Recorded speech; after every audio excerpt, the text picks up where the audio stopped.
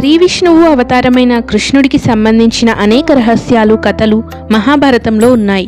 వీటి గురించి ప్రజలు తెలుసుకోవాలనుకుంటున్నారు.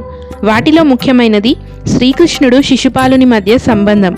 అయితే ఈ కారణంగానే కాదు, శ్రీకృష్ణుడు శిశుపాలుడు 100 తప్పులు చేసే వరకు ఎందుకు క్షమించాడు అన్న మరొక సందేహం చాలా మందికి కలుగుతుంది. దీని వెనుక ఉన్న కథ ఏమిటి? శ్రీకృష్ణుడు శిశుపాలుడు 100 తప్పులు పూర్తి అయ్యే వరకు ఎందుకు వధించలేదో ఈ వీడియోలో మనం తెలుసుకుందాం. పంచమ వేదంగా కీర్తించబడుతున్న మహాభారతాన్ని వేదవ్యాసుడు రచించాడు. ఇందులోని అన్ని పాత్రలు పరిశీలిస్తే నేటికి ఏదో ఒక రూపంలో కనిపిస్తారని పెద్దల నమ్మకం. మహాభారతంలో పాండవులు, కౌరవులు, శ్రీకృష్ణుడు మాత్రమే కాదు, అనేక ముఖ్యమైన పాత్రలున్నాయి.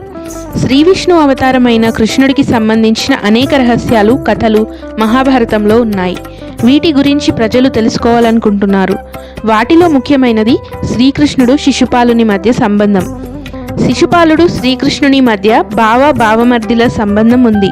శిశుపాలుడు ఛేదీ రాజ్య చక్రవర్తి ధర్మఘోషుని కుమారుడు. తల్లి వసుదేవుని సోదరి శృతాదేవి, అంటే శ్రీకృష్ణుడి మేనత్త. శిశుపాలుడు పుట్టినప్పుడు చాలా వింతగా కనిపించాడు. ఆ సమయంలో శిశుపాలుడికి 3 కళ్ళు, 4 చేతులు ఉన్నాయి. పుట్టిన శిశువు వికృత రూపాన్ని చూసి అందరూ ఆశ్చర్యపోయారు. తన మేనత్తకు కొడుకు పుట్టాడన్న వార్త విన్న శ్రీకృష్ణుడు తన అన్న బలరాముడితో కలిసి మేనత్త దగ్గరకు వచ్చాడు.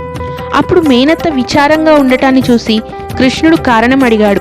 అప్పుడు కృష్ణుడి మేనత్త శిశుపాలుడి గురించి చెప్పింది. శ్రీకృష్ణుడు శిశుపాలుడిని చూడాలనే కోరికను వ్యక్తం చేశాడు. కృష్ణుడు తన భావను చూడాలని ఉందనే కోరికను అత్త శృతాదేవితో చెప్పాడు.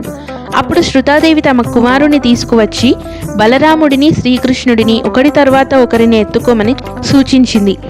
ముందుగా బలరాముడు ఆ చిన్నారి వింత బాలుడిని తన ఒడిలోకి తీసుకున్నాడు.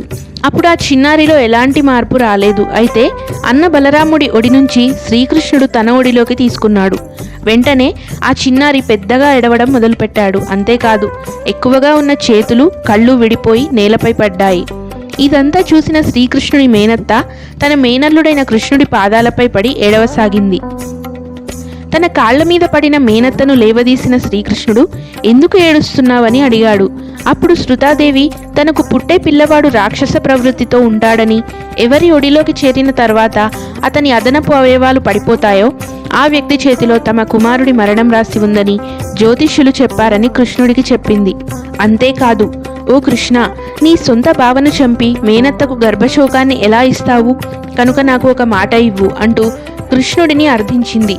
అంతేకాదు, శిశుపాలుణ్ణి ఎల్లప్పుడూ రక్షిస్తానని, చంపే ఆలోచన చేయనని తనకు వాగ్దానం చేయమని మేనల్లుడైన శ్రీకృష్ణుడిని ప్రార్థించింది.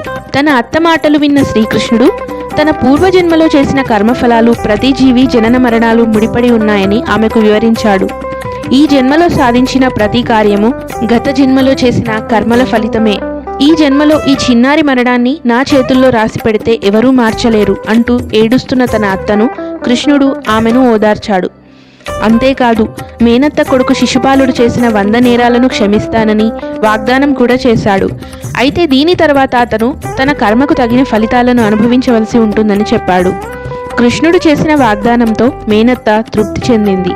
తన కుమారుడు 100 తప్పులు చేయకుండా ఉండేలా చూసుకోవాలని, ఈ విషయాన్ని తన బిడ్డకు వివరించాలని నిర్ణయించుకుంది. కాలక్రమంలో శ్రీకృష్ణుడు రుక్మిణిని ప్రేమించాడు.